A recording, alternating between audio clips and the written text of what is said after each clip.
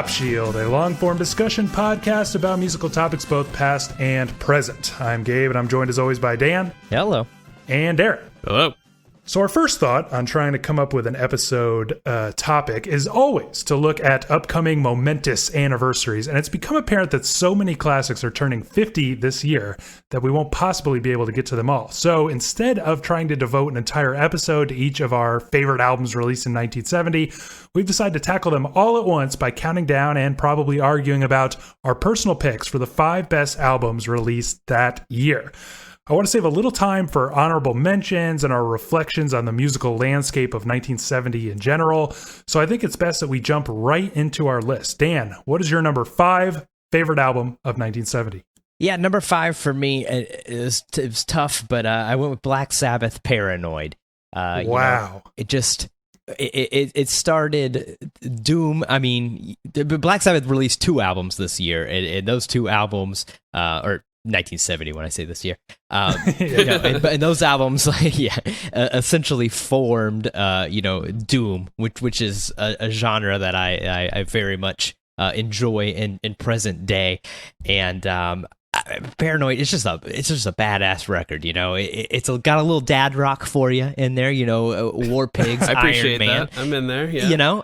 You gotta have a little dad rocket now and then, but then you've got some weird stuff. Rat Salad, Planet Caravan. It's just got everything you could really want in this is just the quintessential proto Doom record. Yeah, I mean, so I guess one thing that's coming to my mind now is that on our previous podcast, we did this little thing once where we did we each picked a guilty pleasure album, right? And you picked this. So why is it that you would both describe it as a guilty pleasure and your 5th favorite album of the year? Well, I think we determined on our guilty pleasure. I don't think the theme was guilty pleasure. I think what we did get dad rock, pleasures. Wasn't it? Yeah, because guilty pleasure Okay, I did Soft Cell, which I stand by that as well. But it was dad rock, and but that, I mean, it's a similar concept. There's a little bit of guilt in it. I think because when you think of Black Sabbath, you just think of the radio hits, Iron Man, War Pigs, like I mentioned. It seems like a little dad rocky, especially, if you think about Ozzy, post Black Sabbath and how embarrassing that is. But it just really, when it comes down to it, this is an actually good record. Not all dad rock records are bad. Well, what do you think about this record, Darren? Gabe, I don't know if you remember this, but I had this record, or I had some sort of CD for Black Sabbath, and the song War Pigs would skip and start over on the CD. I could never get through War Pigs ever. So I just kind of feel tortured every time I start to listen to that song because I feel like it'll never end. Very, very wow. weird. But yeah, I sort of started my, I guess, listening career, I don't know if you'd call it that or whatever, with classic rock, right? So War Pigs, Iron Man, those things were regularly played alongside AC/DC, Zeppelin, all of those dad rock. So it's really hard for me to think about this, in terms of an album without those really standing out so far beyond the rest of the album. You know what I mean? Yeah, I interestingly always had a kind of ironic detachment to this record. In the sense of I didn't really dig it that much when I was in my classic rock phase back in that high school era. And it was even though I did listen, I actually bought it and listened to it quite a bit, but it was just never really my thing. And then it was later that I came to really appreciate it. I think it's an awesome record. One question I have, and this is something I think we'll return to, but I noticed very much that most of the records, if not all, that I picked, I would describe as top heavy. And this record is absurdly top heavy. Would you agree with that, Dan?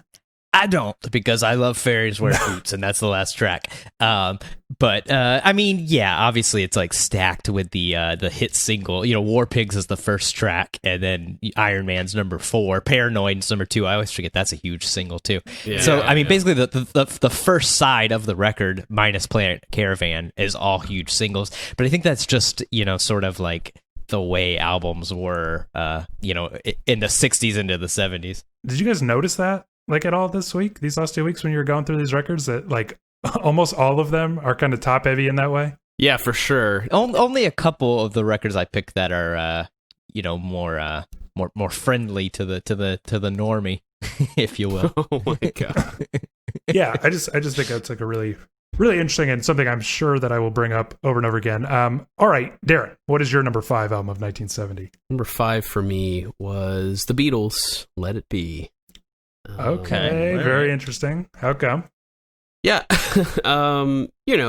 it's hard to ignore, the Beatles in any year that they released an album, obviously.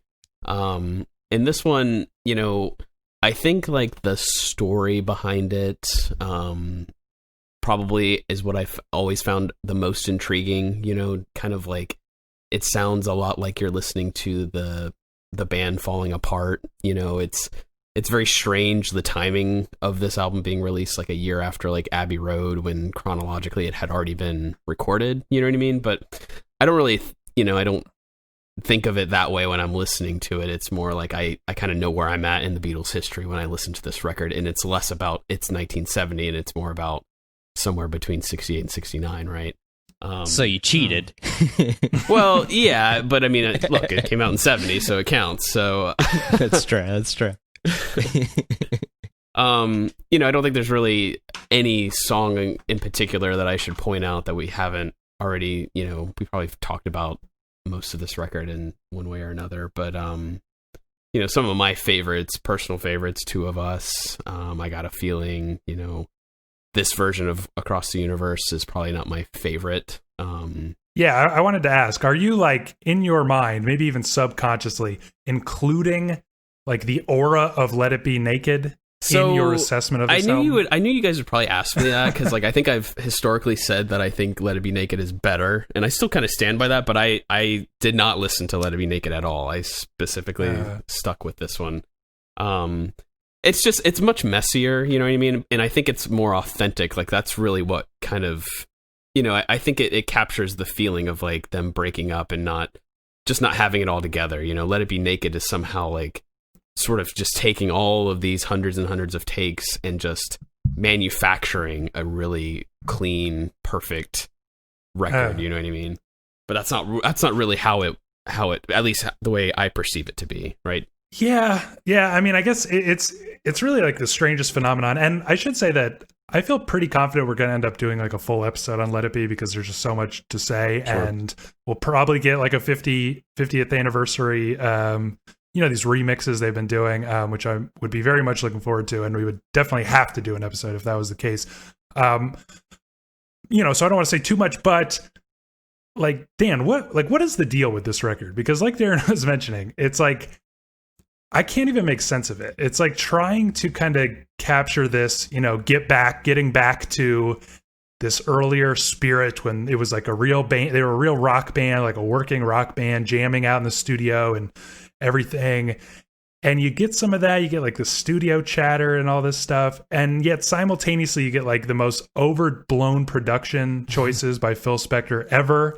Like it's just, like those weird little like Maggie May and Dig It, like those weird little rehearsal type clips. Like this record like just makes no sense. You know what I mean? Yeah, I mean, it's like if they had stuck with that, that theme of like getting back to just being like a regular old rock band or whatever. 'Cause I think like One After 909 is like a song like Paul and John wrote like very early, like as kids or whatever, and But yeah, you do that, and then you just like you polish it up more than Abbey Road or Sgt. Pepper's or any of these other records that are post live band, and yeah, it just like it was like an idea that I feel like wasn't fully fledged, fully thought out, and it's a shame because I mean. The individual like parts of this record are so great, and like Let It Be Naked is really great. I honestly like the Let It Be movie even. The rooftop concert is like such a cool thing, but it's like when you put this record like together the way it is, the way it came out in 1970, it just like I think it's like clearly the worst like post pop band Beatles record, maybe even It's probably the second worst, like in general.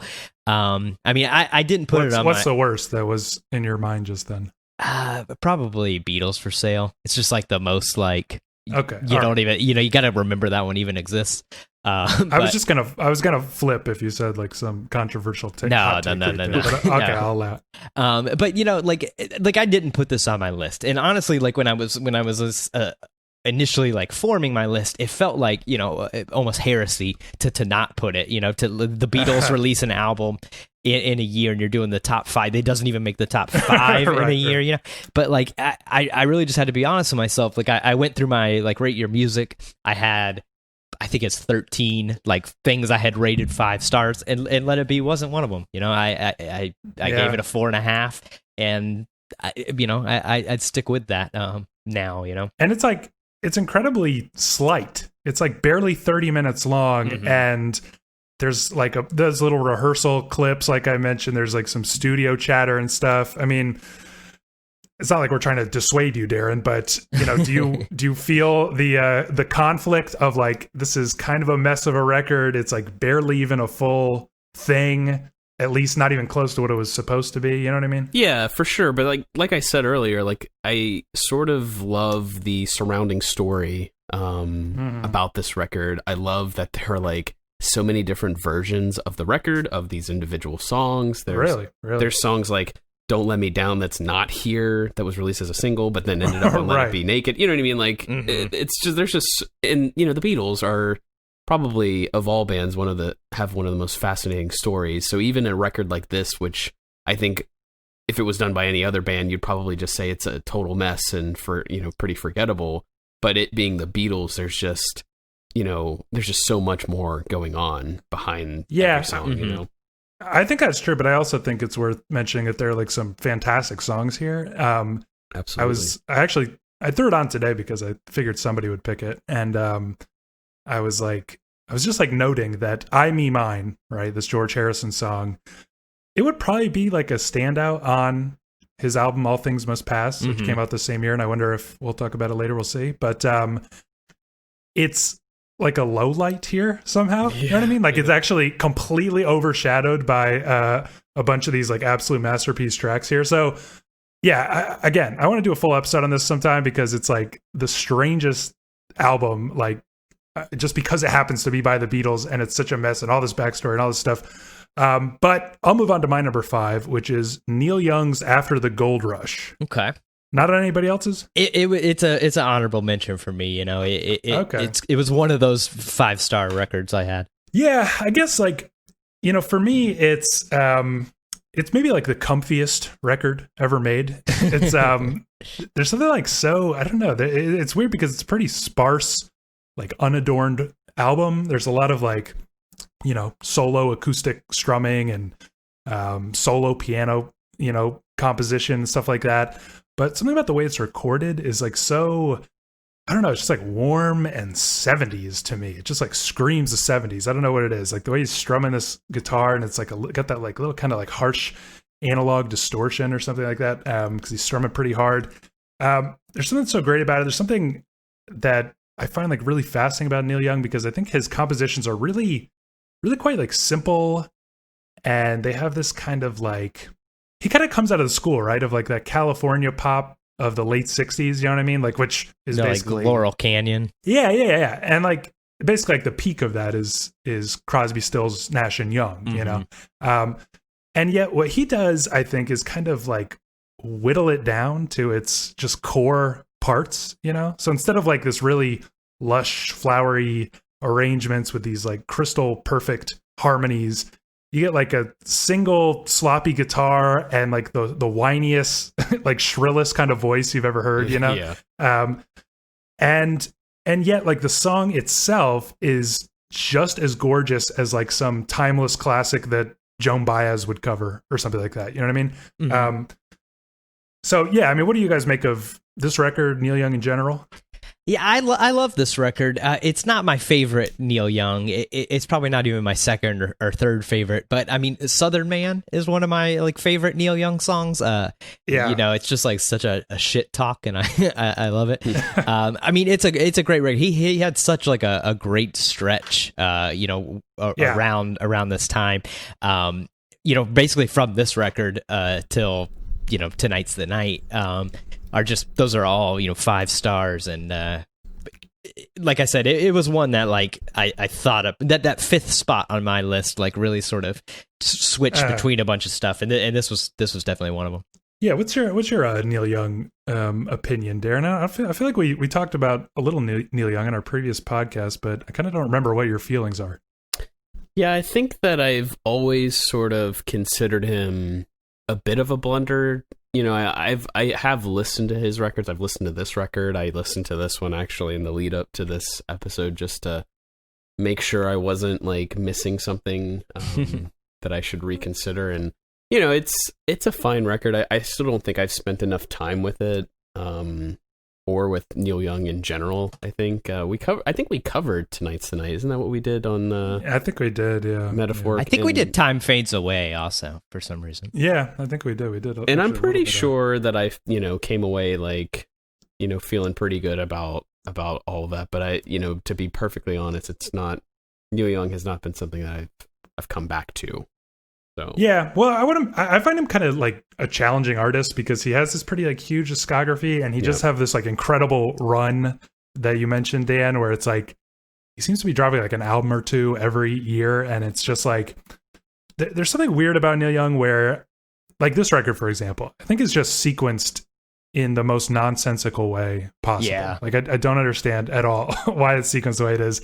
I get the feeling, this is almost certainly not true, but that Neil would just like lay down the last 11 songs he wrote and release them as a record. You know what I mean? Like that was just his thing. It wasn't like planning some overarching.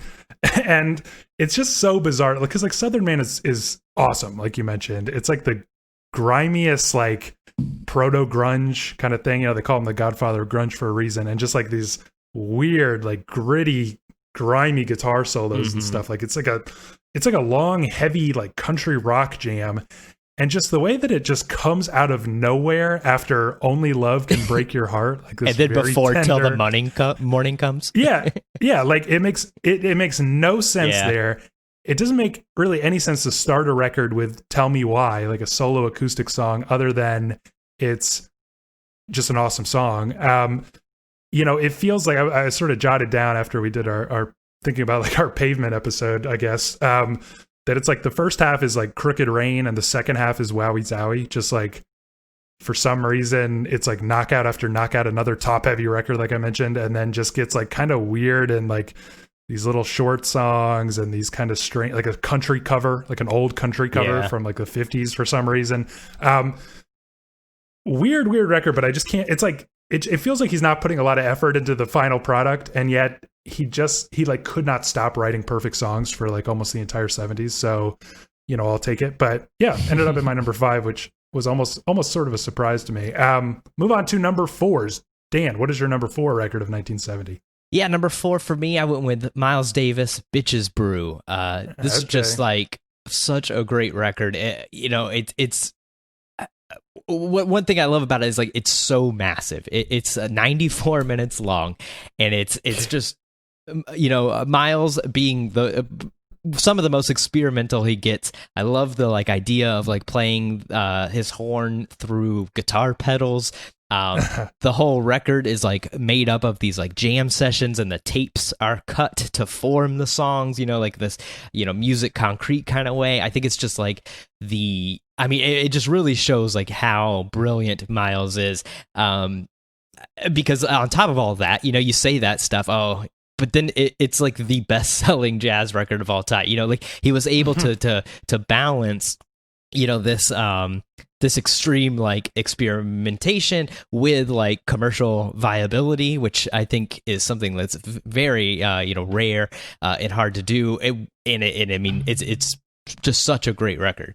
Yeah, for me, I don't know what it is, but this is like it's like I really love this record, but it's my least favorite of his fusion period, probably, or at least like the big fusion records.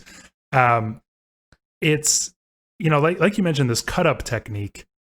It's like very, it feels very composed. You know what I mean? Like it's like a music concrete composition. Yeah. Composed of like these kind of loose jams, and I much prefer like the complete Bitches Brew sessions, you know, where you just get to those hear are these. fun. Yeah, and I just like really like, you know, stuff like, I know there's some cutting up and stuff in like On the Corner, stuff like that, but or like Jack Johnson, for example, is just pure like them jamming, and it's like I just like strongly prefer that, because sometimes I'm listening to Bitches Brew and it's like, this is like such a sick groove, this is like so awesome, and then it just like, you know, swells into this like I'm listening to like Schoenberg or something, like some like totally abrasive shit. I don't know. I mean, I appreciate that, and I love Jack Johnson. I probably like that record more than Bitches Brew. And I love like a lot of the live albums from this time, like Gartha, or however you say it, like Pangea. You know, those are so great. But I mean, Bitches Brew is just like, I like that, like, we're, you know, like, oh, we're in Schoenberg, you know, territory now. Like, I think that's such like a neat thing. I do agree though. It's not Miles' best record ever, but I mean, I think when your not best record ever is as good as this, you know, it's pretty nuts. Yeah, it's true. I just hate when I'm like really, you know, I'm really feeling a groove, and I'm like, and then it's like, you know, you know, and I'm like, oh, for fuck's sake. Do you have any relationship with this record, Darren? Yeah, I've listened to it before. I think way back when I was like kind of discovering jazz and stuff, but you know, it is a really long record, and I can't say that I know it well enough to have considered it. It was like something that I was going to go back to, but it's an extremely long record. So. Investment, yeah. Yeah, well, I this was one that I knew for sure was going to be on Dan's list. So, Darren, you're number 4. Number 4 for me is Curtis by Curtis Mayfield. Okay, that's on my list as well. That almost was on mine. I wanted it on there. I'll save the number, but go ahead. So, yeah, like you know, I honestly can't remember when I first heard this record. I've kind of just always had it. You know, we have just over the years like discovered things, you know, when you find out there's a 5-star record, you just kind of put it on the back burner, eventually come around to it, and I did, and then I came back to it again, of course, after like Kanye West sampled The Makings of You on that song The Joy, which I love. It reminded me to come back to this, and then I came back to it again this week, and it had been a while since I'd listened to it, but you know, it's just so obviously so groovy. I mean, there's, you know, so much you can say about a song like Move On Up. You know, you just you hear it all the time. I feel like anyway. You know, the messages of the record kind of fell into a very timely period with what's been going on in the world recently. You know, certainly can't quote some of the lyrics in the first song, but.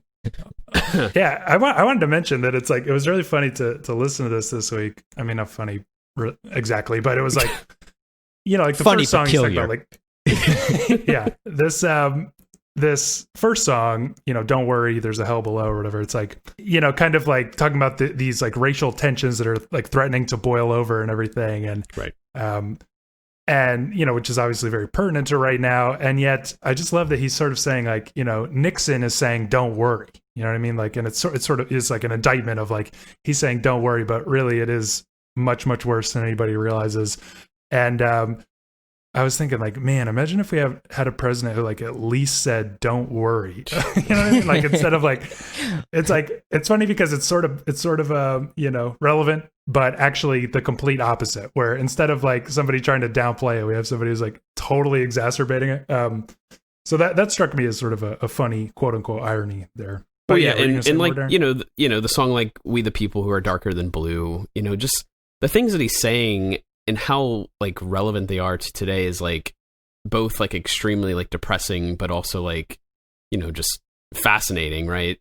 But it just sounds like it's a conversation that we should be having today. Really, we shouldn't be. If he was talking about it in 1970, how far have we come? But we're still kind of like returning to the same subject matter. You know what I mean? Yeah, I mean, I just think it's like such a beautiful record because it's you kind of like know the singles, you know, like Don't Worry and Move On Up and stuff, but it's a pretty melancholy album, sort of. I guess like it ends on sort of like an uplifting note a little bit, but I just imagine you would kind of buy this record and be surprised that it's like quite sad, and yet it kind of works in this nice way where it's got like it almost seems like divided a little bit into two halves, where like the first half is like very pessimistic and the second half is a little more optimistic, despite being overall a little low key.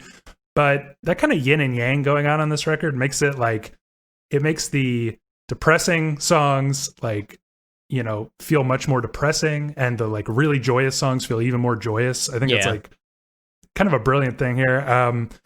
Yeah, I mean, I think it's just like it's an incredible record, because if you think about it, this is like kind of the first record that kicked off like that kind of 70s like socially conscious soul thing that went on, you know what I mean? With like Marvin Gaye, obviously the following year drops What's Going On. You got like Isaac Hayes, even like Gil Scott-Heron and stuff, even though like some of his like poetry stuff sort of precedes this. But he kind of like just started this wave that seems to have just continued to ride all the way to today. And so that's incredible. I also think that, yeah, like you mentioned, Aaron, I mean, this is a record with like Move On Up. You could make a good, strong argument that it's the best song ever made by anybody. Yeah. It's at least a contender, and I feel like if the rest of the record was like just silence, this would still probably be on that list. It's worth the price of admission for sure. Yeah. I mean, I will say that like it doesn't quite recover from that. I think it's not that it should be at the end, but you get these like 3 shorter songs at the end, you know what I mean? And it's kind of like they're spectacular songs, but the album cannot. It's like if the Beatles put A Day in the Life, you know, track 8 or something on Sgt. Pepper's. Right, you know what I mean? right. Yeah, I mean, what are your thoughts on this, Dan? Yeah, I won't say too much, you know, for time, but I mean, I love this record. I do agree with you. I think it is like a little hard to recover from Move On Up being so great. I do kind of wish that was the last song. But yeah, I mean, just a fantastic record, and like Darren said, I mean, sad that it's still so you know, irrelevant, but I mean, it is, and I guess that speaks to the classicness of it, maybe in a negative way. But yeah, I mean, this is just a fantastic record. I mean, Curtis is another person who had like a really good run in the early 70s, you know, from this Superfly Roots, you know, like just back to back like classic records. Yeah. I don't know if this is like exactly relevant to the Curtis Mayfield conversation, but one thought I had that I kind of jotted down here was like, maybe you'll disagree with this whole premise, but is it doesn't seem like it's kind of easy if somebody was like, what is the defining artist of the 60s, to kind of like pick, or at least narrow it down to like 2 or 3? You know what I mean? Yeah. The or Beatles, like the 80s. Yeah. The 80s the same way. Doesn't it kind of seem that way? But like, what would you, if somebody was like, what's the one artist that sums up the 70s? Like, who would you pick? The 70s really do, like, I really thought about this, like, with my list and everything. You know, like, I picked Black Sabbath because it, like, sort of starts the Doom thing. Some of the other records I have, like, kind of start other things. You know, Bitches Brew kind of starts jazz fusion. It's sort of like the decade, and even the year that, like, things sort of, like, go from being like one general, you know, kind of thing to like really like spreading out, and us getting like just so many like different genres and styles and everything, you know. So yeah, I think you're right. It is sort of hard. I mean, you know, it's easy to say like Led Zeppelin or something, but like that's really not that like entirely representative of the decade, you know. It's just the most famous band. Yeah, you have like a soul explosion, you have disco, you have punk, you know, you have like soft rock, you have hard rock, you know. Like, I mean, do you find this difficult, Darren? Could you possibly even try to pick somebody? I feel like this decade of all the surrounding decade, I feel like this decade alone kind of speaks to the subsequent decades, like the 80s and 90s, in ways that like the other decades don't speak to each other. You know what I mean? Like, and you kind of laid it out there, Dan, when you were just talking about like, start jazz, punk, hard rock, and then, you know, so all these things kind of like pick up, and then we see how they evolve into the 80s and the 90s. But you can, you know, it's so often we look back to the 70s as like the starting points or the the seeds, the godfathers of all of these different styles. And the 60s obviously had a major influence as well, but it's something about the 70s that just sort of seemed that there was so much like groundbreaking in all sorts of different genres. My thought was like, I think you could pick Bowie because he like single-handedly represents several different styles of the 70s. You know what I mean? Because he's like changing all the time. But I think you could also, this maybe Darren will back me up on this. I would pick like Fleetwood Mac's Dreams or something like that. God. Because it's like a disco / soft rock song. And to me, it's like you get like the yuppie culture a little bit, but you also get like the kind of underground like dance culture and stuff. It's going. I don't know. Just throwing that out there. But I wanted to add just quickly before we move on about Curtis Mayfield. To me, it's like it's really interesting that he's not the famous story is that he was just like not a trained musician at all, and he's just kind of like orchestrating this from his head in kind of like a genius sort of way, and it makes those like arrangements so unique, I think. You know what I mean? Like people call this like the Sgt. Pepper's of soul, you know what I mean? And it really is like, it's pretty incredible because like you start the first track, you've got this like psychedelic funk song with like wah guitars and like pretty strange production choices. Him like screaming fuzzed out too bass is like pretty like wild, to hear. Yeah. The way like it gets like low pass filtered at the end of the song, and it's like kind of just the bass line with like this distant like apocalyptic like drone, and yet over the top of that is like the most ornate string section, like harps and like violins and stuff. I mean, it's like I think it's just a stunning record, but that'll be a little later on my list. I'll just mention the number when we get there. So we're on my number 4 now, is that correct? Yep. Okay, number 4 for me is Nick Drake's Brighter Later. Okay, that's another one that was in my 5-star list, but didn't make the cut. Oh, wow, we don't got a whole lot of overlap here, it doesn't seem. Yeah. Well, for me, so we've talked about this before, but it's kind of like the other Nick Drake album. You know how I know Dan is a fan of these kind of albums, like the hipster pick in somebody's discography, and and obviously with Nick Drake, what a discography it is. Just 3 perfect records, but this is such a strange record because it's like, he's basically, I guess everybody knows the Nick Drake story, but he's like trying to be successful, right? And he puts out like 5 Leaves Left, and it's like a weird, very string heavy, but also like very minimal acoustic guitar thing, and it like completely flops. So he gives it like kind of one more shot on Brighter Later before like just descending into pure depression with Pink Moon, obviously. But this is like the poppiest, most produced, like most lush. He cited like Beach Boys' Pet Sounds as a big inspiration, and I think the arrangements live up to that. We get like a bunch of instrumental tracks that I think are so composed. Like his talent as a composer like just cannot be overstated. But so it's like not really representative of him, but there's something so interesting about hearing his like sad, troubadour, like lonely troubadour thing mixed with like pretty peppy, joyous, even like peaceful at times, like pop songs, like jazz pop songs.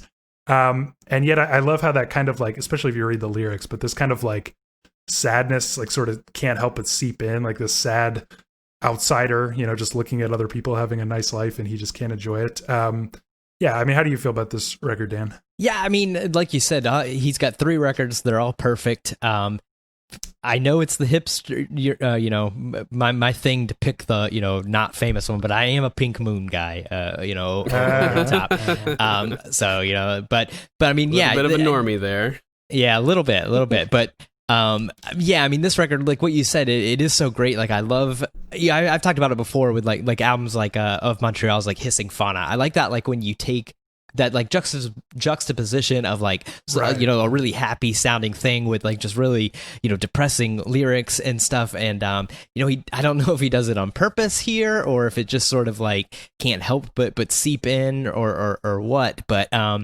yeah, it's just great. I mean, it's just such a shame that he didn't see any fame, in his actual lifetime, that it's all, posthumous and whatnot. But I mean, he's just like an amazing songwriter, an amazing talent, and I really love the album cover of this record. Yeah. It's like so weird. Like, why are his shoes off? Right. It's just such a great like record, guys. It's one of my favorite covers, I think, actually. Oh yeah. On that note, I wanted to just give a little disclaimer that we talked about Darren cheating with "Let It Be" earlier, but this is like really cheating. It turns out because I did not know this, because every source I consult considers this like an album from 1970, but he sent out like promotional copies to the press in November of 1970. Decided at the last minute he was unhappy with the album art. I don't know what the deal was with it before. Maybe he had his shoes on in that one. Yeah, maybe. But it wasn't actually released to the public until like January of 1971. So I didn't. It was too late. Well, that's it was too late for me to. Wikipedia says March of 1971. 71. Oh yeah, March of 1971. Yeah, but I mean, it's like All Music listed as a 1970 album. Rate Your Music listed as a 1970. Yeah, I saw it on I've always Rate Your thought Music, of it. Yeah, I've always thought of it as a 1970 album, like my whole life. But turns out I'm sort of wrong. Another thing I never knew. I'm like looking at the Wikipedia right now. John Cale is on this record. Yeah, I did. I never knew that. Assists on 2 tracks, which are actually really, really, really cool tracks. Fly in Northern Sky. Huh. Yeah. What do you make of this record, Nick Drake in general, Darren? Yeah, to be perfectly honest, I have never listened to this record. Wow. Oh yeah. Man. Well, I mean, take 40 minutes. We'll pause the podcast. Yeah. I mean, I'm a huge Pink Moon fan. Like, I love, love, love that album, but I have never explored either of his other two. Beyond that? No. Really? Yeah. Well, I mean, it is 2 other records you would have to listen to. Well, where do I start? In for a treat then, because like I said, 2 or 3 total perfect albums. I want to ask a quick question.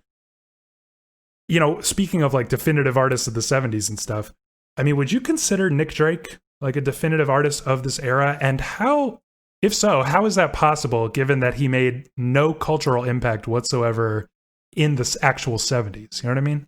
Yeah, I think I would maybe say no because of that. It's not like I think when you think of like just the normal kind of person, not the like obsessive music fan or whatever, Nick Drake's not like, he's still not like super famous, your grandma doesn't know who Nick Drake is probably.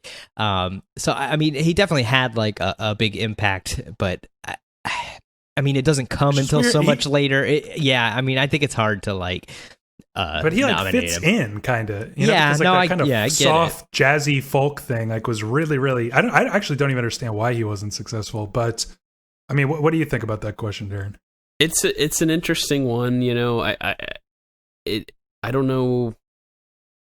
I don't think I could call him like a definitive. I mean, he obviously has a huge impact like afterwards, right? And influential, right, and everything. So I guess in that regard, I mean, you kind of have to. He's got to be in the conversation somewhere. You couldn't just ignore him if you're talking about the 70s in general. And I think I think that's fair because like, who cares if he wasn't like famous like right as his music was coming out? People just didn't realize, right? Or not enough people realized that what he had was really good. So even if it's after the fact, I mean, it's still of the time period. You know what I mean? Yeah, I mean, it seems to me like the general trajectory here, the afterlife of Nick Drake, if you will, is that like by the 80s, he was becoming like kind of an underground cool thing, like you had to be cool to know him. And he seems to be like kind of influential on artists like REM and stuff like that. And then by the 90s, like everybody who's cool knows him. So like Elliott Smith and stuff, obviously hugely inspired. Belle and Sebastian. If you love Belle and Sebastian, as I know you do, Darren, this album in particular, Brighter or Later, is like the blueprint for Belle and Sebastian. And then it's like, I don't know if you guys remember this, but Pink Moon is in like a Nissan commercial in like the year 2001 or 2 or something. Oh man. And that, sell out. That I think is when he's officially a mainstream like popular, like he's actually, you know, he's like inducted into the Rock and Roll Hall of Fame kind of a level. But yeah, I think he made pretty much no impact in the 70s, which I just think is very, very fascinating. Okay, we're on to Dan, your number 3. Yeah, number 3 for me, and this one just eked into the 70s. It's like 2 weeks before 1970 ends. John Lennon, Plastic Ono Band. The best Beatles solo record, bar none.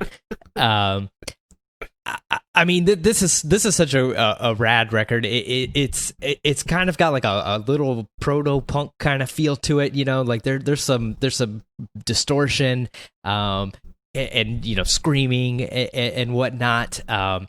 It's an obvious classic. I mean, it's better than Let It Be. You know, it's better than the Beatles, you know, record of this year. Better than the McCartney record as well. But you know, I mean, it just I again, like I think most of the records I pick like really, you know, foreshadow what's to come in later music, and then like we just discussed, you know, that I feel like is such a like quintessential thing of the 1970s. And you know, here I think we're getting it even more. I mean, things like Isolation, I found out, you know, like the guitar, the yelling on that is just like, you know, very, very like sort of proto punk and proto like hard rock and everything. Just a fantastic record. Yeah, did this by chance make your list, Darren? It actually did, and it's actually my number 3 as well. Number Nice. 3, okay. Nice. All right, so why did you include it, Darren? Yeah, so, you know, I honestly think that, and, you know, maybe we will talk about George Harrison or not, I don't know, but, you know, all the Beatles, I think, coming out of, like, the, you know, the band breaking up, you know, when you look back at the history and you read up and you kind of get a good understanding of what's going on towards the end, like, you know, there's this feeling that like there's a lot of creative energy happening like separately from each other, but like they're not bringing it to the table for the band, right? There's just, you know, you could just tell, and like, you know, we talk about this, like the White Album, like their identities like are becoming very, very like unique and like siloed, right? And so, you know, it's almost like the moment the band broke up, it's just like this, you know, release of all of that creative energy, like where John is able to just kind of do what he wanted to do. And, you know, I think you get him at his very best right here, where he kind of unleashes all of these like songs that just, you know, it's always fun to listen to, because you're like, could this have been a Beatles record? What, you know, would the other Beatles have brought anything to any of these songs? And, you know, it's fun to like play and consider that, but I think ultimately it comes down to like probably not, right? I think that, you know, these songs are best left as like solo John Lennon, and just letting him kind of, you know, unleash whatever, you know, creative energy he was kind of heading down towards, you know. So many like wonderful songs here, like really, really great songs. And I think that they sort of stand out in not as like this is John Lennon of the Beatles, it's just John Lennon. You know what I mean? Yeah, like it's kind of hard for me to agree. describe, but like I think he really defines himself with this record, you know? Yeah, I completely agree with you. I think like this, and I think it's the reason why I think it's the best Beatles solo record is like, really none of these songs do I really feel like would be good Beatles songs, you know, like you said, they're good John Lennon songs, whereas like I love All Things Must Pass, but like a lot of those songs you could sort of tell that they are like songs that the Beatles just, you know, didn't take from George or something, you know, like they had they gone on a little bit longer, you know, they would have been George's like contributions probably. Exactly. You know? Right. Yeah, you're getting like the next couple years that, you know, that don't happen of the Beatles like there. But I feel like here I can't really think, you know, maybe one or two you could maybe make Beatles songs, but I think they would be so different that they wouldn't be as good as they are here. I do agree with that. I had a weird experience because I gave this album a listen because I thought it had a good shot at making my list, and it ultimately didn't. It used to be like just one of my favorite albums like ever, and I hadn't listened to it in a long, long time, honestly. And I was like kind of underwhelmed returning to it because it's got this like kind of fantastic rawness, this like sparseness to it.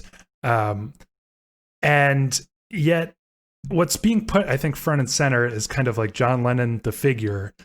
And that kind of like righteous indignation of his is like was a lot more compelling to me when I was younger, you know? I saw the funniest thing on Read Your Music, which like I'll paraphrase, but somebody was like sort of writing, basically like if John Lennon had lived, then he would like be headlining Coachella, like 2 years ago, and he would perform God and be like, I don't believe in Brexit. I don't believe in Trump. And the crowd would erupt in cheers, and it would be the cringiest, shittiest thing you've ever heard. And I was like, that is so spot on. Like, that is just like, that is so accurate. And to me, like, kind of sums up the slightly cringy aspect I had while listening to this. Do you guys feel that at all? I mean, now I do. Thanks for ruining John Lennon for me. Yeah, when I came back to this record, I admit I kind of like felt differently about it, but there was also like a nostalgia factor, like that I too was like really in love with this record long ago, and it is a different listening experience now, but to me that didn't take enough away for me to like want to remove it from my list or something. You know what I mean? Like there's still some really great songs here, and I think just again, considering the background story and John Lennon, who he is, like I think that this is like an important record for him, for the 70s, for music in general. Yeah, I mean, yeah. I still listen to this record like fairly, every now and then. It's like a record we'll play in the car or something.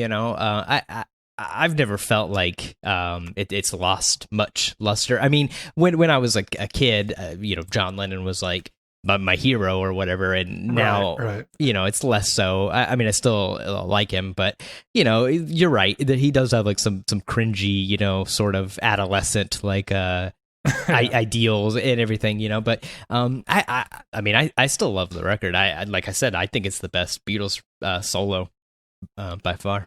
Yeah, let me just ask a quick philosophical question, just to get a sense of your guys' personal take on this. But like, I often find myself wondering, especially like in a case like this, like because it doesn't move me as much anymore, was I wrong before, or was it just like, you know what I mean? Was it just like, no, like that shouldn't detract from it that a 30-year-old isn't moved by this? You know what I'm saying? I think some things you can either like play so much that like you lose that like feeling about it, and I don't think that like detracts, but I do think that like sometimes when it is like, I think what you mean, where the message doesn't move you anymore, I think that maybe it does mean you were wrong. I mean, when I was like 11, I thought Korn was like the greatest band, and like I'm pretty sure I was wrong, So I guess you could say you were wrong. You could chalk it up to immaturity or whatnot. Yeah, I mean, because it's like, how do you approach this, Darren? Like when whatever you like when you're like 85 will be proven to be the actually good records. Yeah, because it managed to survive this long with me. Yeah. I mean, we talk about this a lot, right? Because we had this conversation when we talked about Nirvana, right? We all had this nostalgia for Nirvana, but we all kind of agreed that it's just not the same listening experience. We don't worship Kurt Cobain. We don't fantasize about his death or anything anymore, and like we look at it from a totally different lens, but that doesn't change the fact that the music had a great impact on us at one point. And then when we talked about like Joy Division, and I talked about how I feel like I just missed the boat on that, and it just never connected with me. Does that make me wrong, or does it truly just mean that I may have just missed the real time period that this would have fit in my life? I think it's more so that, and I think the reason why I put this on my list, because I kind of had a similar experience to you, Gabe, when I re-listened to it. I was like, man, this record is like okay, but like why don't I love it like I used to? And I still felt strongly about like how I felt about it before, the importance of it, and that's why it made my list. So I don't think it's necessarily that we were wrong. It's just that certain albums grow with you, right? They speak to you in a different way, and sometimes that's like it's a way that it opens up the record even further for you. And there's probably other records where that kind of just closes and you move on. You know what I mean? Yeah, it is a tough thing. The last thing I want to mention on this, though, is that I want to compliment John Lennon after having disparaged him.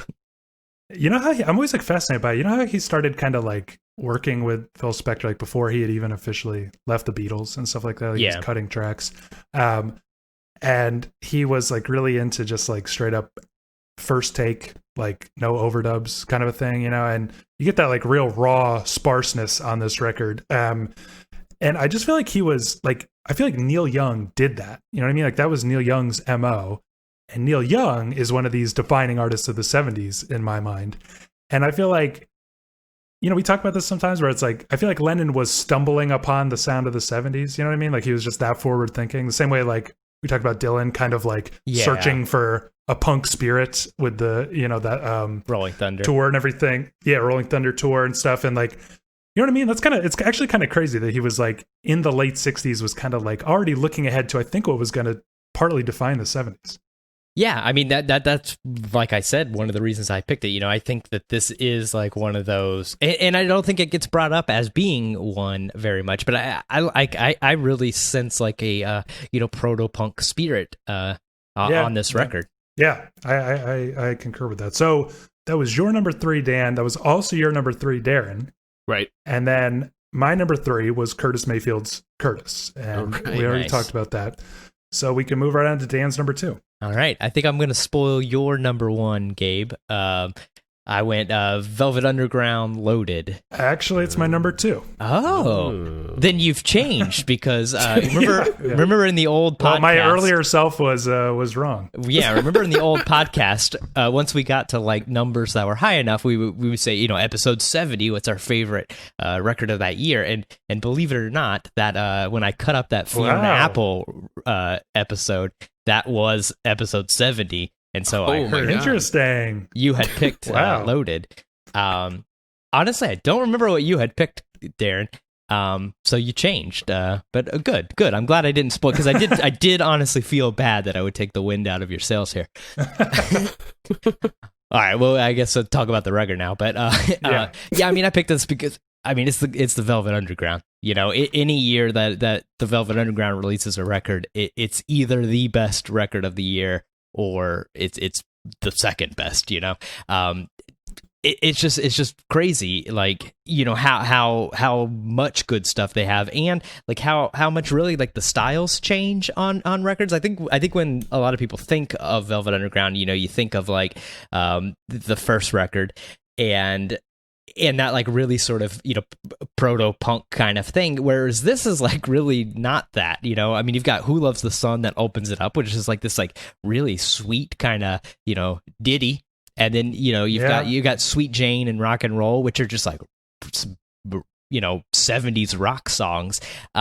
You know, I think it just really shows that like the breadth of Lou Reed and the rest of the Velvet Underground, and that they weren't just this like, you know, kind of punk band. And I think right here is a display of why they are, you know, one of the greatest bands of all time. Yeah, there's something so fascinating about the Velvet Underground, obviously, but in the sense that they change so much, like you mentioned, from album to album, and just like the idea of what the Velvet Underground is seems to be like this very nebulous thing, because John Cale only lasts 2 albums, right? Mm-hmm. And you think of him as like a you know, core component, but only 2 albums. By the time we get here, it's like Doug Yule, who was like kind of a sideman on the 3rd album, is doing a lot of the heavy lifting, including like a number of lead vocals, which a lot of people hate, and I don't understand why. Maureen Tucker isn't even playing drums on this album. It's got like a much more traditional, you know, rock and drum sound.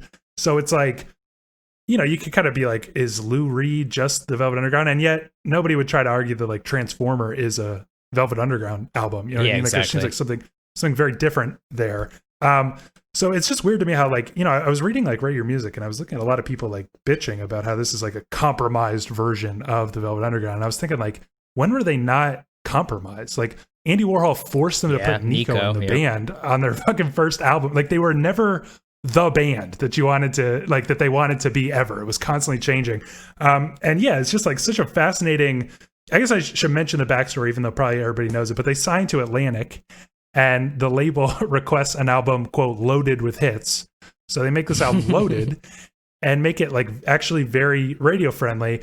And the whole thing has this like very kind of smart ass quality to it. It's not like quite Devo where they're like totally satirizing what they're actually doing. You know what I mean? But it's like, they're going for it, but there's a smart assness to it. Which yeah, is like rock and roll, I think is where it's most obvious. Yeah, it's kind of like, you know, it's like okay, you want to, you know, what's a hit? A song about rock and roll. Okay, here you go. You know, and like there's other stuff like, you know, I Found a Reason has like a bunch of masturbation jokes in it, you know, like walking hand in hand with myself, you know, come to me. Very hilarious. Who Loves the Sun is like, you know, it sounds like a 60s pop song that should be about loving sunshine, but it's about the opposite. And yet, you know, you get what I'm saying, Dan, that like they're actually, it's not like he's totally pissed off, even though he does seem to have gotten sick of it because he like quit the band before the album was even completely done. But he's actually committing to the idea of making a hit record, which is crazy. Yeah, no, I mean it is. It you know, he's not going full Devo or whatever. It is like pretty odd that he like it's almost begrudgingly doing it, but like yeah, even it's like a challenge or something. He was like, okay, yeah, all right, yeah, exactly. Like it's like, is it even you know, begrudgment? And I mean, I think he's like completely successful, which is crazy. You know, I think if you know, were alive when the first record comes out and you said, you know, this band's gonna make someone's gonna dare them to make an album loaded with hits and they're gonna do it, you'd be like, okay, yeah, sure. You know, I mean, especially after, you know, White Light, White Heat or something. But I mean, by God, they did it. I assume Squeeze is just as good. I've never made it. Yeah, still have never listened to Squeeze. I'll never do it. What is your relationship with this album, Darren? Well, it's actually my number one pick. Really? So I spoiled your number one. Damn. Yeah. What a twist. I sat here quietly waiting for an opportunity to say that. So thanks for that. Well, I got to go back and listen to that episode I cut up, because I cut it up like a month ago and I just happened to remember mine and Gabe's. But I don't think you picked this, but maybe I'm wrong. Think I did. I don't think you did. I gotta go back. I gotta go back. I should mention that on my first draft, this was number one, and then some things got shifted around there. Okay. But, all right, go ahead, Darren.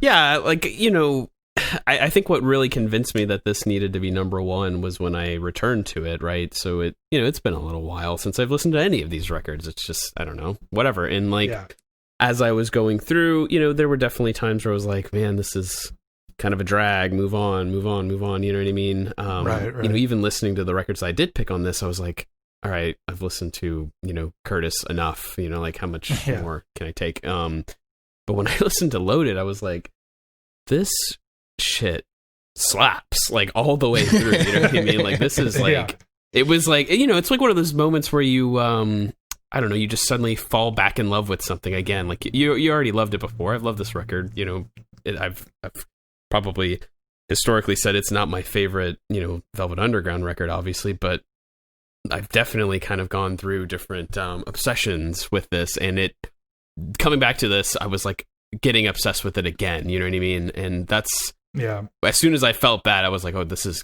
the number one for me, like no doubt about it. Like all the way through this record, like I just kept coming back and like repeat, because it was just, I don't know, it's weird because it's like you guys have been describing, it's such a strange, you know, it's just another Velvet Underground record. It's just changing, like they change with every record basically.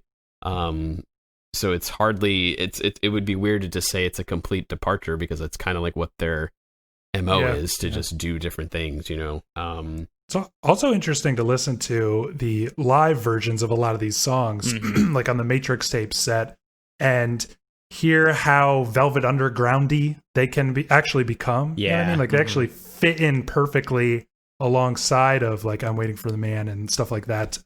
Sister Ray, even, like, you know, Sweet Jane going right into Sister Ray, you're like, it's of a piece. you can't hear it as much when you listen to this record, but it is there at the core, you know. Well, and the coolest thing I find about like a song like Sweet Jane and Rock and Roll, which you would describe as like, you know, which would seem like maybe like mainstream rock and roll songs, they're done so like differently, you know what I mean? And it's really like Lou Reed's sort of like lazy, like sloppy style of singing, and, you know, just not being that like macho rock and roll singer over the rock and roll song, you know what I mean? He kind of like takes it and turns it on its head, and that's what makes it so refreshing to listen to, you know what I mean? Like if you are listening to like Robert Plant over and over again, and then you come to like Lou Reed, it's like his take is just totally like twisted, you know what I mean? And I love it every time. Yeah, that's true. And I do think, you know, like, I had a similar experience to you, honestly, revisiting it, because it was like, it's another album that I think you could describe as top heavy, even though it ends like with a real bang with Oh Sweet Nothing. But, you know, it's got like kind of all the big ones are right up top there on the A side. Mm-hmm. And I was looking at the, you know, like Rate Your Music track scores, and, you know, those are all bolded. And then like the second half is pretty low. And then like even like Lonesome Cowboy Bill has a really low rating. Everybody seems to hate that song for some reason. Such a cool song. And I was like, yeah, I love that song. That's weird. And I got to Lonesome Cowboy Bill just while kind of like glancing at the Rate Your Music. And I was like, what are they talking about? The song is fucking awesome. Like it's just like every song is an absolute knockout. And I was just like, I was kind of like blown away by how good even the songs that I forgot were good are. Some questions. Okay, so one thing that this made me think of is like, is there something unique about Lou Reed that made this thing work, this idea work? Because part of me thinks like it would be really fun to hear every like weird underground band for a lark make like a hit album. You know what I mean? Like, what would that sound like? How come, you know, and yeah, a lot of bands actually do that, you know what I mean? As they sort of quote unquote sell out. So do you agree that you would like to hear more sort of underground bands try that for fun? Why does it not seem to work out as well as it did for the Velvet Underground here? Yeah, I mean, when you say that, you know, that basically, you know, on paper sounds like a bad idea. You know, like when you know, I think if I knew that story before I heard this record the first time, I would have like been a little reticent coming into it and all. Yeah, I mean, I think it just really speaks to him being such like a great songwriter. But then, I mean, what you said earlier too is odd too, because you can't, it's not like a band where you can say like, oh well, he is the Velvet Underground, because you're right. I Transformer doesn't sound like a Velvet Underground record. And right. I mean, you know, John Cale is such like a you know, big part, even though he's only on 2 records, and right, you know, it is like such a strange thing. I mean, have you ever listened to like, you know, like Transformers Lou's second record? Have you ever listened to like the self-titled like Lou Reed? No, I haven't actually. Well,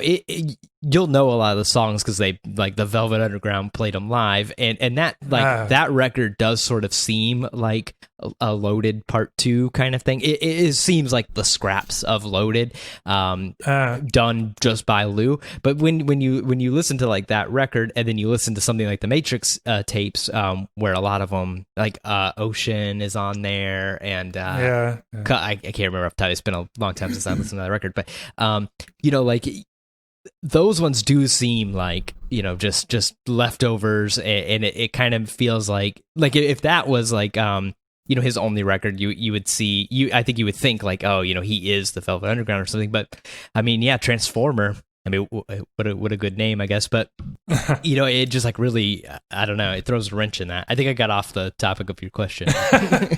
Yeah, no, I mean, what do you think, Darren? Like, you know, of like, you know, that question, like, because I think about like, okay, like Animal Collective, like it would be really cool to like hear them actually just try to make a hit record, and yet actually that would be really uncool and would suck complete ass, I'm pretty sure. You know what I mean?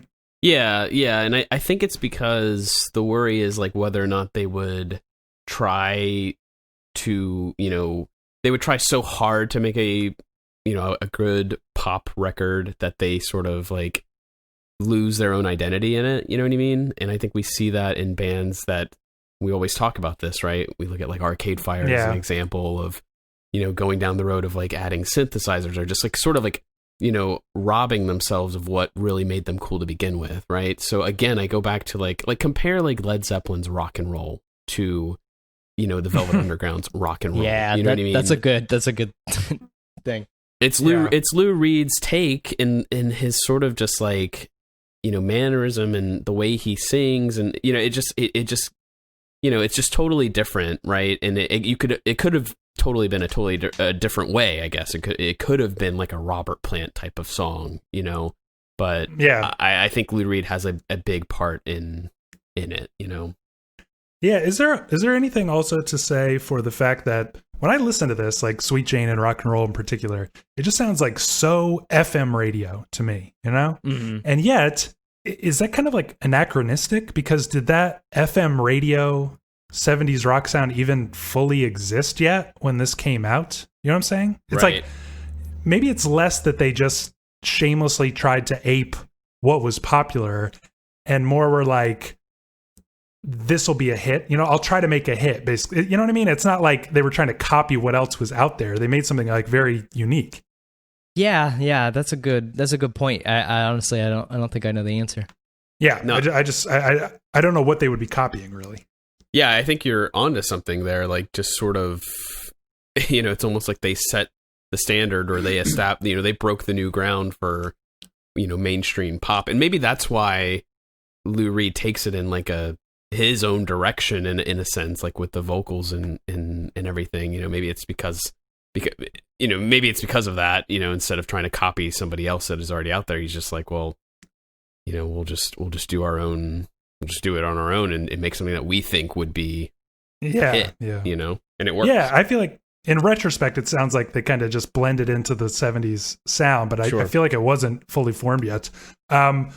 Okay, so that was your number 2, Dan, my number 2, Darren's number 1. So I guess we are technically back to Dan's number 1. Well, no, it's Darren's number 2. Oh, yeah, you're number 2. Yeah. Just skipping it. I know. So my number 2 was Zeppelin 3. Oh, my God, I cannot believe it. Yeah. I cannot believe it. Yeah. I knew it was coming. I thought that was going to be your number 1, honestly. Probably at the start of this, I was thinking it was going to be as well. So this record is so interesting because, back in the day, when I was really listening to a lot of dad rock, and when I got, very obsessed with Led Zeppelin, I think Zeppelin 3 was probably the one record that I just didn't spend as much time with it, because it just lacked a lot of that hard rock, you know what I mean? Like, you get like Immigrant Song, of course, but there's a lot of like acoustic guitars on this record, and at the time I just was just like, man, where's the Stairway, man? Where's Stairway to Heaven? Like, where's the the crazy solos and stuff? And I mean, there's definitely a lot of that, but this album became later on a record that I would come back to frequently, and it would be like the only like Zeppelin record I would like listen to at times, just because the feel, the direction of it, like. There's a lot of like pared down, like slower, like acoustic ballady like songs or whatever. Very different than like Zeppelin 1 and 2. You know what I mean? Right. Mm-hmm. And I think if I remember their story correctly, like that was sort of the direction they initially wanted to go in, or they really wanted to explore this like 12-string acoustic stuff, all of that. And then it wasn't like received all that well. So then that's when they came back with like Zeppelin 4 and just like, rocked your socks off or whatever.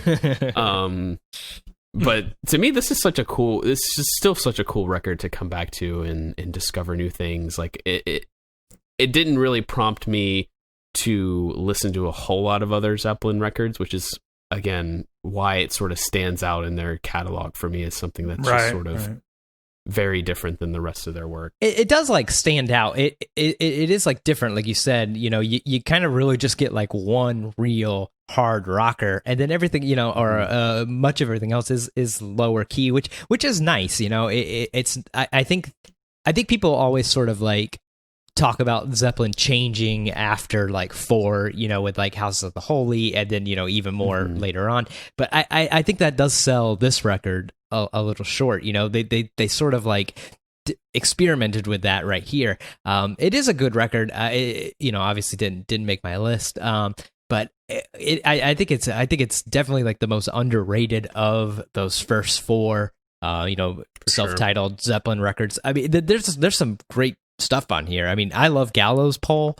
I don't know how to say it, but like Bron-Y-R Stomp, like that's Yeah. such a good song.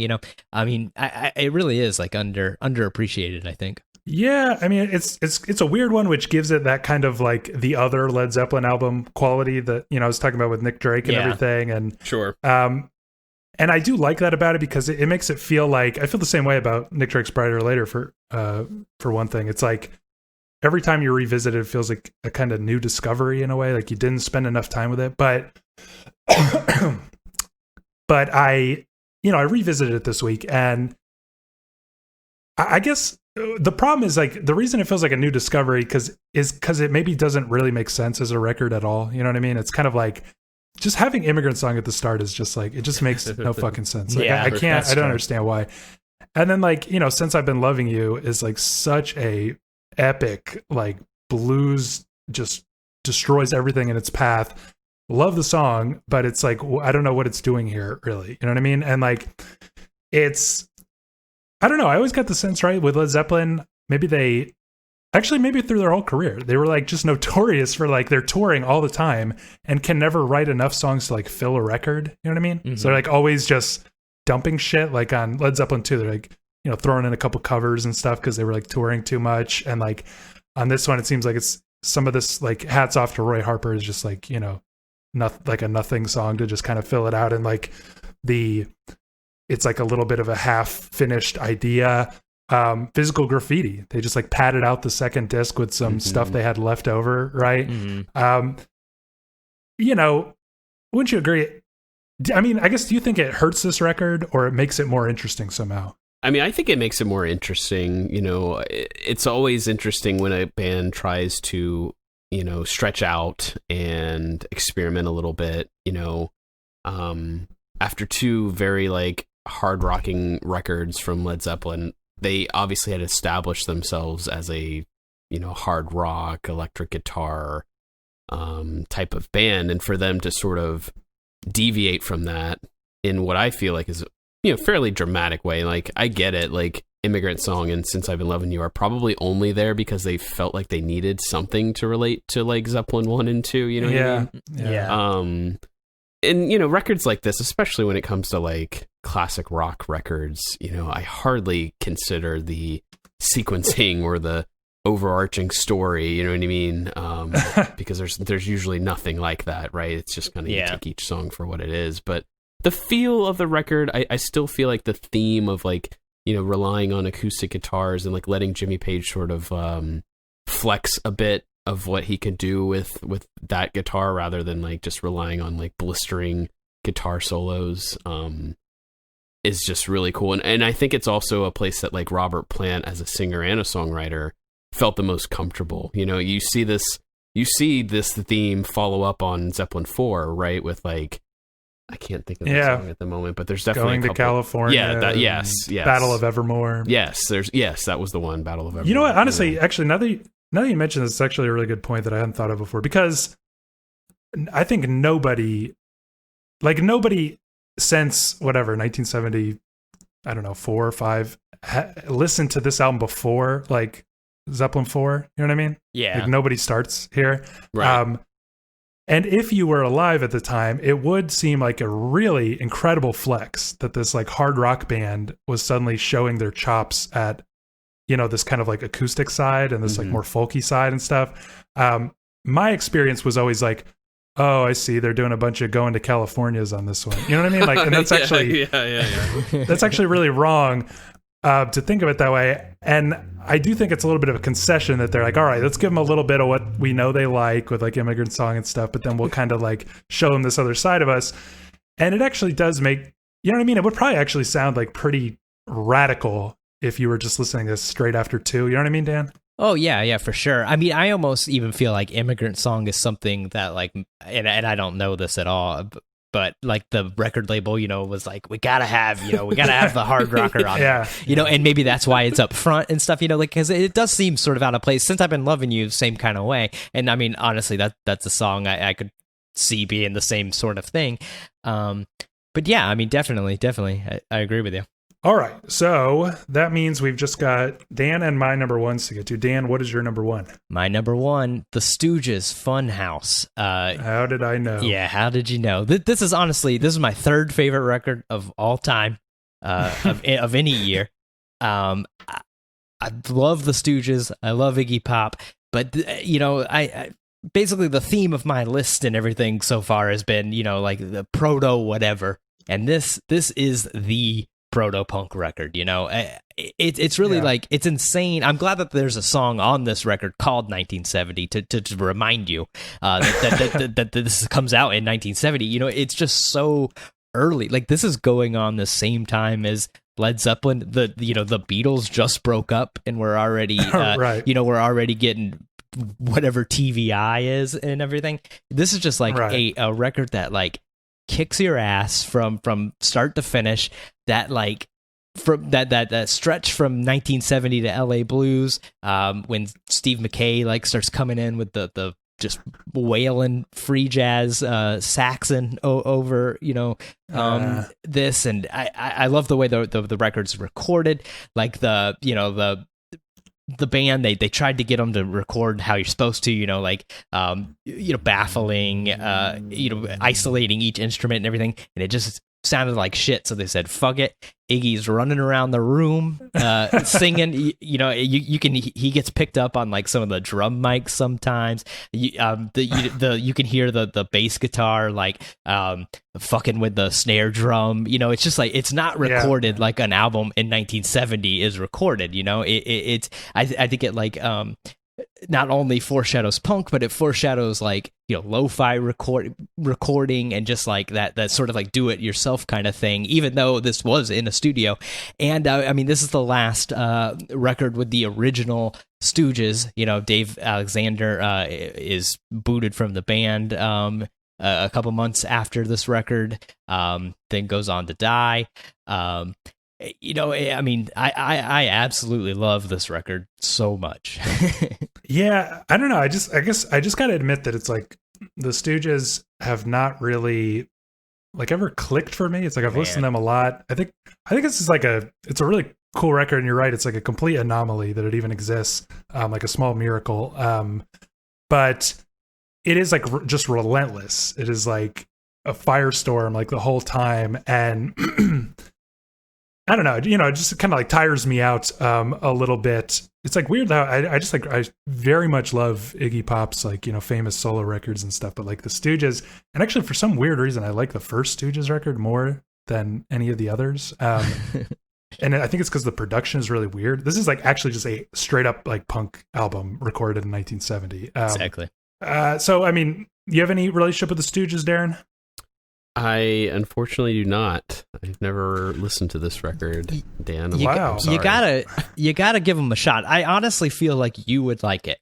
Like they're rocking. Like there are some wicked guitar solos on this record here. Like I really this and Raw Power. I think like truly could be up your alley. I think you would dig it.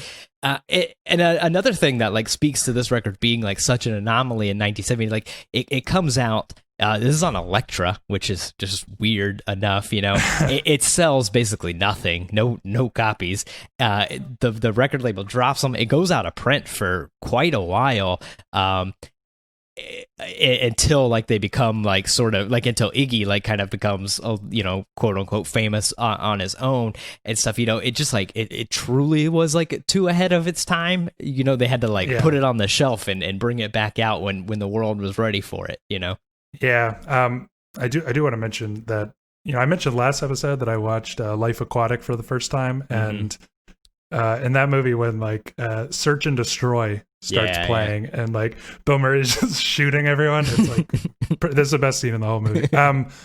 Okay, so I'll get on to my number one, which, as I mentioned before, it kind of worked its way up to number one to my surprise with revisits. Van Morrison's Moondance.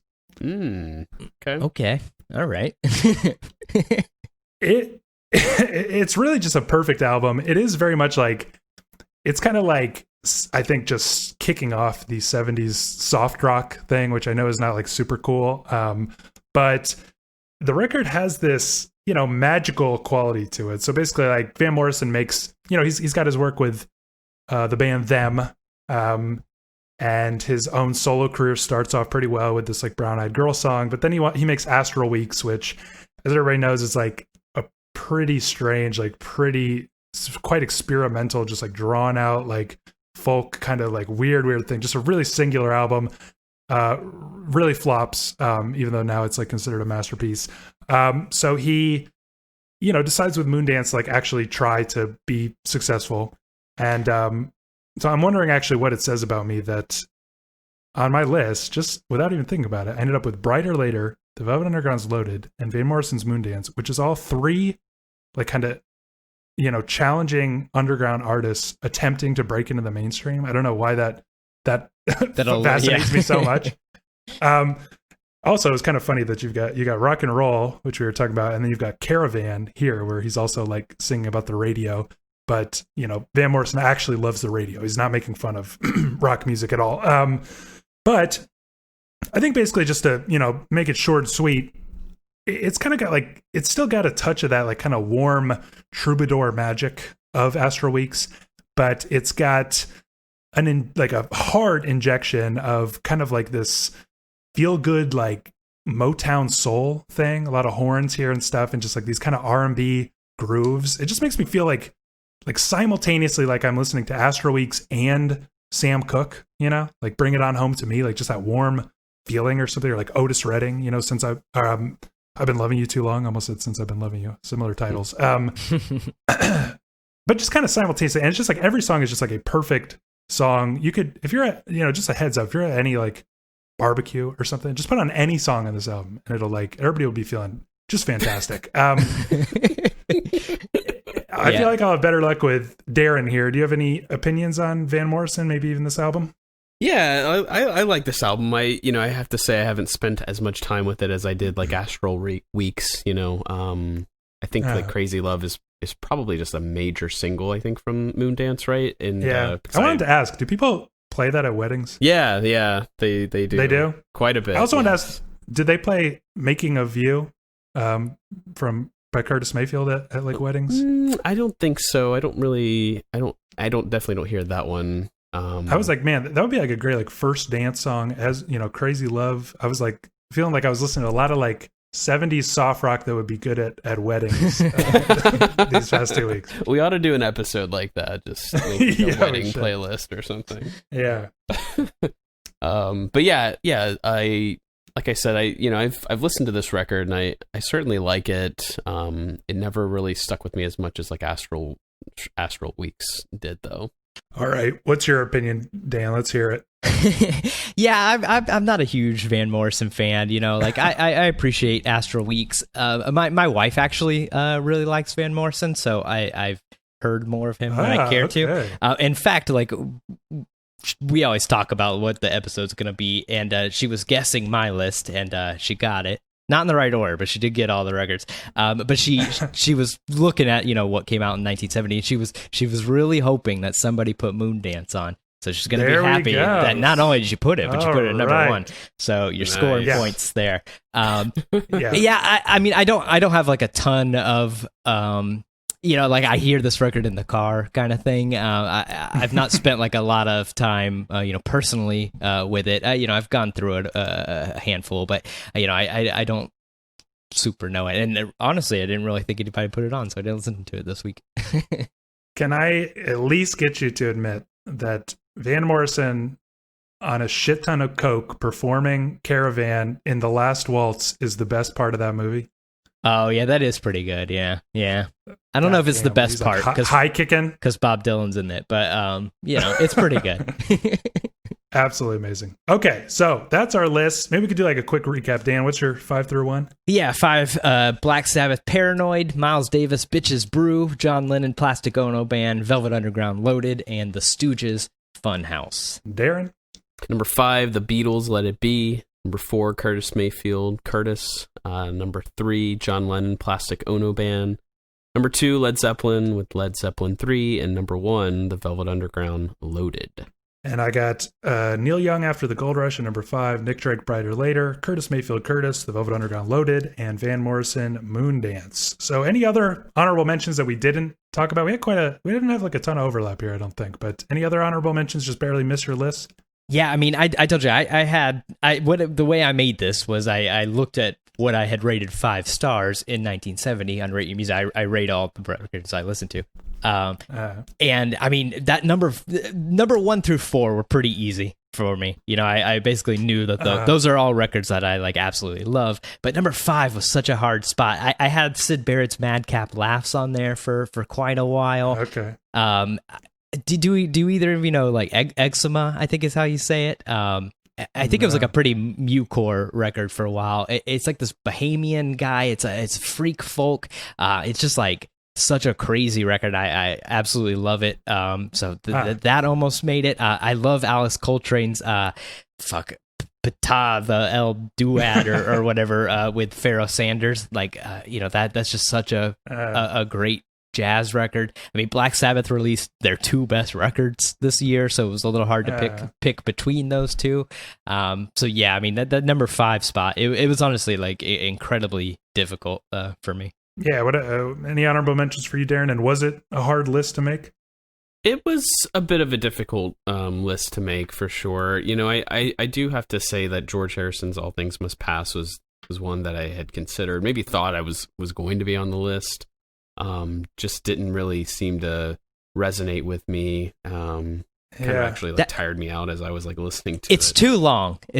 Yeah. If he trimmed the fat, I think it would have been on my list. I agree with you. Yeah. You know, I had spun Simon and Garfunkel's Bridge Over Troubled Water a few times. But, yeah.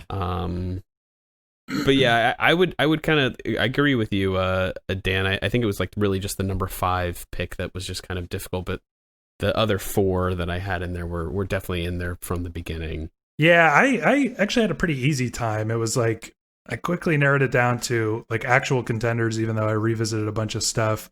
And the one thing I was pretty sure that Simon and Garfunkel's Bridge Over Troubled Water would be on my list. I think if I made this list like a couple of years ago, it would have made it, but that was another one that just didn't like hit me the same way it used to. It also it's got like an immigrant song problem where it's like the first track is so insanely different from the entire record and like so overwhelming. And then, it's got like toward the end, it's got like that live version of Bye Bye Love. Very strange. Kind of odd. I do think it's a great record. I mentioned Plastic Ono Band I thought would probably make my list, but didn't quite. And I want to shout out Nico's Desert Shore. Yeah, that's a good one. Just a awesome record, but it's like a little short and like it's kind of got like, it's like one track is like kind of a child singing a prelude to, the full song is coming. It's just like maybe not like the most fully fleshed out thing, but it's pretty brilliant. I wanted to ask actually quickly, Dan, are you like a Tim Buckley fan at all? No, I'm not. I feel like he's sort of a blunder. I've never really spent much time with him. Yeah, maybe we should do like an episode on him or something, because basically he releases like 2 albums, and I think you would really like them because he goes like full Scott Walker pretty much just in his short career. And these 2 albums are like his 2 really experimental ones, Star Sailor and Lorca. And I just feel like if their powers were combined, it would be on my list. But it's like, you know what I mean? It's like hard when you got 2 like excellent records, and it's like, how do you kind of elevate one over the other? Blah, blah, blah. But I wanted to shout those out. So I just want to kind of save a little bit of time, even though we're running a little over already, but just thoughts on 1970 as a whole. One question I had is like, would you describe 1970 as a transition year? Or do you feel like the 70s kind of started out fully formed? It's sort of, I mean, I think it's almost fully formed, but it's hard because like we were saying earlier, it's sort of like you get all these seeds for like things that come, which sort of makes it seem like a transition like year and even sort of decade. But also like those are sort of the things I think of when I think of the 70s. And I mean, in 1970, I've coming up with great examples of those. So it's kind of a tough question to answer, but I think I lean towards fully formed. Yeah, what do you think, Darren? I mean, it's like You know what I mean? Like, could you, like, the records on your list, if somebody told you like, oh, this is from 1969, would you be like, no fucking way?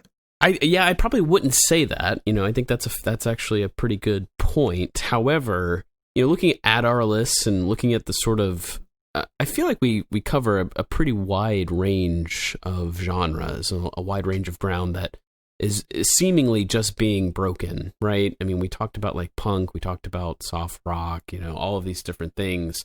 Mm-hmm. And the reason why they're on our list is because they are fully formed, right? These are not like totally experimental albums that like fall apart or don't quite hit the mark, or I guess, I don't know, I'm looking at my list here and I'm thinking like there's not necessarily a record, maybe Let It Be being one of them, maybe Loaded, where it's like, as you described, it gave us like the other record where that band has like better records. You know what I mean? Some of the stuff here I think is among these artists' very best, and I think that speaks to the idea that like this was fully formed rather than just, at the beginning, right? Or a transition year. Yeah. There's elements of transition, though. There's no doubt about it. Yeah, I mean, that's probably true, but I guess I was just sort of struck by, like, with my list in particular, it's like I mentioned, Velvet Underground's Loaded is like this FM radio sound that I really don't think was a thing in the 60s and was gonna be a huge thing in the 70s. You know what I mean? Mm-hmm. Van Morrison's Moondance is like the same thing for like soft rock. Curtis Mayfield's Curtis, like I mentioned, with like this kind of really progressive soul, like socially conscious soul that was gonna just dominate the decade. Neil Young, obviously, definitive sound of the decade, and like Nick Drake even has this like kind of jazzy pop thing going that like makes me think of something like Joni Mitchell or something, which was just going to be, she had already started, but she was going to be huge throughout the 70s. And I was just struck by like all of this stuff seems very forward looking and really is kind of like setting the stage for what was going to be a very different decade. But I mean, do you guys even agree with that? Like, do you think the 70s are substantially different from the 60s, and how? Yeah, I think they are. Like I think like the 60s is a little bit more like homogenous. You've got like rock, and then you've got like sort of psychedelic rock. But everything's sort of like based around this like rock, kind of thing. And I think it's because like there was such a limited amount of. I mean, if you weren't on a big label in the 60s, like. I don't even think small labels existed. If you weren't good enough or able to sell records, like you basically weren't going to get them made. I think the 70s was when that starts opening up a little bit. I mean, you get like the Stooges, being, I mean, and then dropped from a major label and stuff. But like, you're starting to see like people are taking chances on things, and that's I think when like. You really get like the experimentation and everything coming through. That's interesting, because I was actually also kind of thinking that it feels like the 60s was a little bit of like a trial run, like obviously the music industry really kind of blows up like in the 50s with Elvis and stuff like that. But it's like, it's clear that they don't know like what they're doing. You know what I mean? Yet. Yeah. Like, I mean, it's so new. Yeah. It's like, they're kind of like, it's just kind of like all over the place. They can't like, it just feels like by the time they get to the 70s, like labels and the music industry in general kind of like grows up, and it gets like a little bit, it just gets like professionalized in a weird way, where it's like, I think it results in like, yeah, I don't know. I can't decide, because I think what you said is right. I think and yet it feels like less experimentation, like less off the wall oddball shit in a weird way.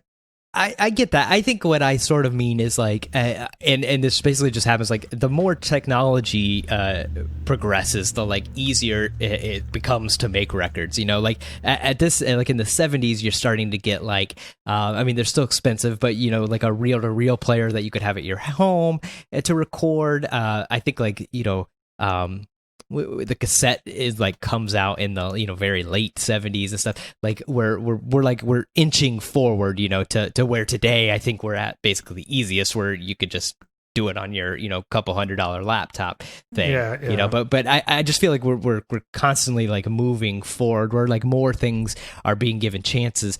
I mean, like punk really like pops off in the late 70s, and so many of those bands are never really become famous, never really like sell a ton of records or anything, but they were able to make records, of course, like the 80s is when I think, it really peaks, but I think it starts like here in the 70s. Yeah. I just think it's interesting. Like a lot of 60s songs, they're like closer to jingles than like songs. You know what I'm saying? They're like simpler and like just meant to like grab you immediately and stuff like that. Yeah. Whereas like 70s things, it just feels like the music industry grows up. But what do you think, Darren? Yeah, I mean, I pretty much agree with what you guys are saying. And, like Dan had mentioned, it just kind of seems to relate to, the growth in technology, the availability of being able to do more, right, in a studio setting.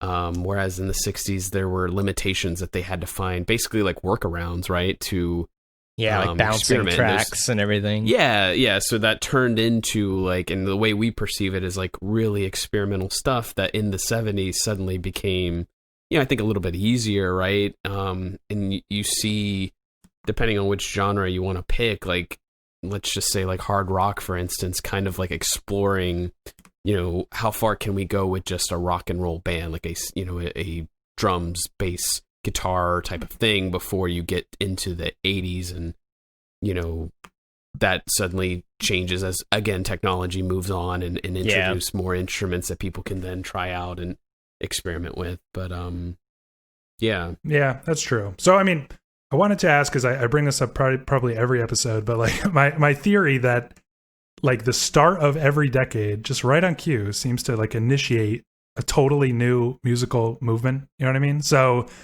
do you think that was true for the transition between the 60s and the 70s? Oh yeah, I mean definitely. I mean like I've talked about the whole episode, like most of my records were like, proto something or other. I think that's the very definition of like becoming a new thing. It is like so strange how that like really shakes out though, Yeah, what do you think, Darren? Can you say this question again?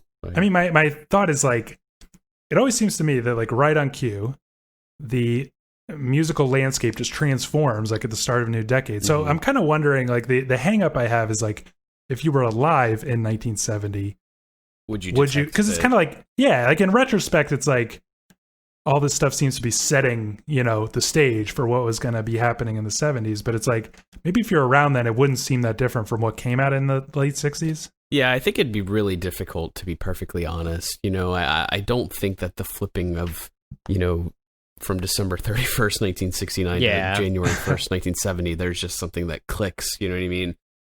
In fact, some of these records that we've talked about were being recorded in 1969, right? They I was started mention that, at that point. So, I think it'd be really difficult to perceive. Now, I would say, like, I guess the way Dan is describing, like Funhouse, for instance, like something truly like off the wall at the time, I think people would be able to detect, like, wow, this is something very different than what I've heard before. Maybe this is going to lead to something, but how, you can't really say until you're like 5 or 10 years in to really look back and say, yeah, that was huge. Yeah, I guess that's probably true. I just think about like our current situation in 2020, 50 years later. And, it's like, I'm just excited for like things to change, because I feel like they always do, right on cue there. But it's like, maybe we won't really even appreciate it until, next decade. So wrapping up here, any like final thoughts on the year 1970, having done this exercise for the last 2 weeks? Was 1970 a great year? Yeah, I mean, I think it definitely was. I mean, like I said, looking through my Rate Your Music, I think it was 13 or 14 5 stars I had. I didn't even like dig into the 4.5s, because clearly the 5s would make the list before they would. It really was like sort of almost surprising to me. Like if you had just asked me before, like, is 1970 like such a great year? I think I would like. I don't think it would like immediately jump out to me. Like some years in the 60s, you know, or something. But I think it really is. It's an underrated year. Yeah, I mean, I think it's a good year, you know, similar to you, Dan. I don't think heading into this I would have thought that there were this many records to choose from. You know what I mean? I was a little surprised that there was a number of records that I was familiar with and had listened to, but I still, even after all of this, I'm not entirely sure that I would say it's like, you know, comparable to some of like my personal favorite years. You know what I mean? But overall, I mean, it's there's no way I could deny that it's at least a good year, like a lot of really, really great records, you know? Yeah. I mean, we've talked about this before and you guys might disagree. I know I'm a little soft when it comes to like handing out 10s, but I feel like every record that all three of us mentioned, I would give a 10 to. And it's like, you know, we all had pretty different lists. So I feel like that just says it all, you know? Yeah, that's true. I mean, like, I don't think any of us picked like a bad record. You know, I wouldn't give all of ours a 10, but I would, I mean, you know, at least an 8 or so, you know, on all of them. It is pretty crazy with how different our lists were. I thought I could trick you into admitting that Van Morrison's Moondance is or that Led Zeppelin was a 10. No dice. No, I honestly, Led Zeppelin, I give like a 9. I like that. Okay. I like Led Zeppelin. Right. I like Led Zeppelin. All right, well, that's enough for this week. What do you think? We'd love to read your thoughts on the air. Email us popshieldpod@gmail.com. Again, not sure what we're doing next episode. And if you like the show, help us out, subscribe, leave us a 5-star review wherever you get your podcast. Stay connected, Twitter, Facebook, Instagram, all that junk is at PopShieldPod. And we'll see you in 2 weeks. See ya. So long.